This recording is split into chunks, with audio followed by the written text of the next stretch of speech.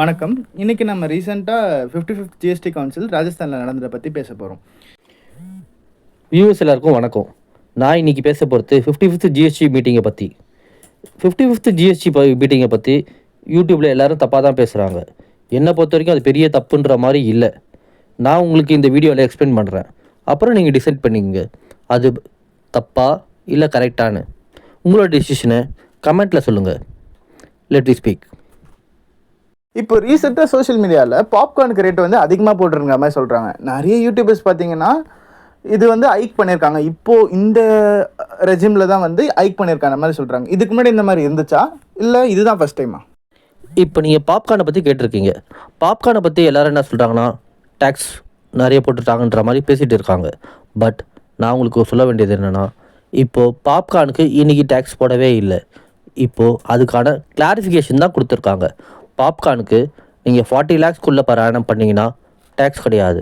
எந்த பிஸ்னஸாக இருந்தாலும் 40 lakhs பர் ஆனம் இருக்கும்போது டர்ன் ஓவர் பண்ணும்போது டேக்ஸ் அப்ளிகபிள் ஆகுது. ஐ மீன்ஸ் ரீசேல் பண்ணும்போது.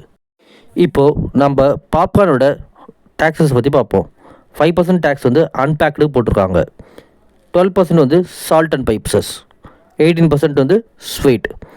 இப்போது சால்ட் அண்ட் ஸ்பைசஸ் வந்து கார வகையில் சேரும். அப்போ 12% ஆல்ரெடி இருக்குது. ஸோ அதனால் அது 12%. அதுக்கான கிளாரிஃபிகேஷன் கொடுத்துருக்காங்க. 18% வந்து ஸ்வீட் கேட்டகரி சேரும். அதனால் 18% கிளாரிஃபிகேஷன் கொடுத்துருக்காங்க. இப்போது அவங்க டேக்ஸ் எதுவும் போடலை, கிளாரிஃபிகேஷன் தான் கொடுத்துருக்காங்க. ஸோ இதை வந்து தப்பாக புரிஞ்சிட்டு இருக்காங்க நிறைய பேர். இப்போ பாப்கார்னை பற்றி அவர் எக்ஸ்பிளைன் பண்ணார். நம்மளுக்கு புரிஞ்சிருக்கும்னு நினைக்கிறேன் வியூவர்ஸ்க்கு. இப்போ நம்ம 45 ரைஸை பற்றி பேசலாம். ஸோ 45 ரைஸ்க்கு வந்து இப்போது எப்படி டேக்ஸ் இருக்குது? ஹைக் பண்ணியிருக்காங்களா இல்லை குறைச்சிருக்காங்களா? இப்போ கவர்மெண்ட்டோட ஃபங்க்ஷன்ஸ் என்ன? இப்போது 45 ரைஸை பற்றி நீங்கள் கேட்குறீங்க. 45 ரைஸ்க்கு 5% டேக்ஸ் ரெடியூஸ் பண்ணியிருக்காங்க. அதை பற்றி யாரும் பேசவே இல்லை. 45 ரைஸ் யாருக்கு யூஸ் பண்ணுறோம்? ரேஷன் ஷாப்பில் ஏழைங்க வாங்கிறது. அதுக்கான டேக்ஸ் வந்து கம்மி பண்ணியிருக்காங்க 5%. இப்போது அதை பற்றி யாருமே பேசவே இல்லை. கவர்மெண்ட் கெட்டது பண்ணும்போது பேசுகிறாங்க, நல்லது பண்ணும்போது பேசணும். அப்படி பேசினா தான் கவர்மெண்ட்டுக்கு என்கரேஜ்மெண்ட் இருக்கும். இப்போ நம்ம 45 ரைஸை பற்றி பார்த்தோம். அது உங்களுக்கு புரிஞ்சிருக்கும்னு நினைக்கிறேன் வியூவர்ஸ்க்கு. இப்போ நம்ம வந்து யூஸ்டு காரை பற்றி பார்க்க போகிறோம். அதுக்கு என்ன டாக்ஸேஷன் இருக்குது, கரண்ட்டாக கவர்மெண்ட் என்ன இம்போஸ் பண்ணியிருக்காங்க. இப்போது நீங்கள் யூஸ்டு காரை பற்றி கேட்குறீங்க. ஆமாம், யூஸ்டு காருக்கு டேக்ஸ் இன்க்ரீஸ் பண்ணியிருக்காங்க. அது எப்படின்னு நான் சொல்கிறேன். 4 கேட்டகரியாக நீங்கள் பிரிக்கணும். இப்போது நீங்கள் ஒரு இண்டிவிஜுவல் அன்ரிஜிஸ்டர்ட் டீலர் நான் ஜிஎஸ்டிக்குள்ளே வரீங்க. ஸோ உங்களுக்கு எந்த ஜிஎஸ்டியும் அப்ளிகபிள் ஆகாது. நீங்கள் தாராளமாக யூஸ்டு காரை ரீசேல் பண்ணலாம் வித்தவுட் ஜிஎஸ்டி.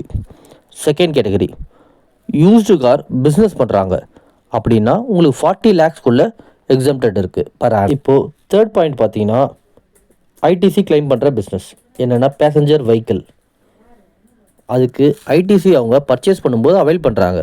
அதே மாதிரி சேல் பண்ணும்போது அவுட்புட் ஐசிசி அவங்க கட்டி ஆகணும். இப்போது நம்ம 4th கேட்டகரியை பற்றி பார்ப்போம். இப்போது 4th கேட்டகரியில் ஜிஎஸ்டி அப்ளிகபிள் ஆகும். ஜிஎஸ்டி யாருக்கெல்லாம் அப்ளிகபிள் ஆகும்? இப்போது ஜிஎஸ்டி ரிஜிஸ்டர்டு பர்சனாக இருந்தாங்கன்னா அவங்களுக்கு ஜிஎஸ்டி அப்ளிகபிள் ஆகும். ஜிஎஸ்டி எப்படி அப்ளிகபிள் ஆகும்? On the sale of used car கிடையாது. இப்போது அவங்க என்ன சொல்கிறாங்கன்னா டிப்ரிஷியேஷன் ஹையராக இருந்ததுன்னா ஜிஎஸ்டி அப்ளிகபிள் ஆகும்.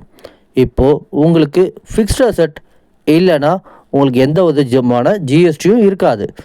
இப்போது உங்களுக்கு டெப்ரிசியேஷன் வேல்யூலேருந்து தான் அவங்க ஜிஎஸ்டி கால்குலேஷன் பண்ணுறாங்க. அதுவும் டிஃப்ரென்ஸ் வேல்யூலேருந்து தான் ஜிஎஸ்டி அப்ளிகபிள் ஆகும்.